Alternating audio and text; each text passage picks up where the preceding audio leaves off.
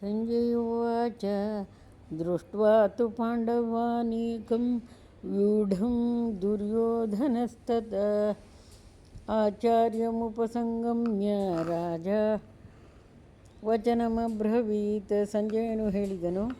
ಆಗ ರಾಜ ದುರ್ಯೋಧನನು ಪಾಂಡವರ ಸೈನ್ಯವನ್ನು ವೀಕ್ಷಿಸಿ ತನ್ನ ಆಚಾರ್ಯನ ಬಳಿಗೆ ಹೋಗಿ ಮಾತನಾಡಿದನು. ಪಶ್ಯೈತಾಂ ಪಾಂಡುಪುತ್ರಾಣಾಂ ಆಚಾರ್ಯ ಮಹತೀಂ ಚಮೂಂ ವ್ಯೂಢಾಂ ದ್ರುಪದಪುತ್ರೇಣ ತವ ಶಿಷ್ಯೇಣ ಧೀಮತಃ. ನೋಡಿದರೆ ಆಚಾರ್ಯರೇ, ಪಾಂಡುಪುತ್ರರ ಈ ವ್ಯೂಹರೂಪವಾದ ಸೈನ್ಯವನ್ನು ನಿಮ್ಮ ಚತುರ ಶಿಷ್ಯನಾದ ದ್ರುಪದನ ಮಗನ ಕೌಶಲದಿಂದ ಸಜ್ಜುಗೊಂಡಿದೆ. ಅತ್ರ ಶೂರಾ ಮಹೇಶ್ವಾಸ ಭೀಮಾರ್ಜುನ ಸಮಾಯುಧಿ ಯುಯುಧಾನೋ ವಿರಾಟಶ್ಚ ದ್ರುಪದಶ್ಚ ಮಹಾರಥಃ.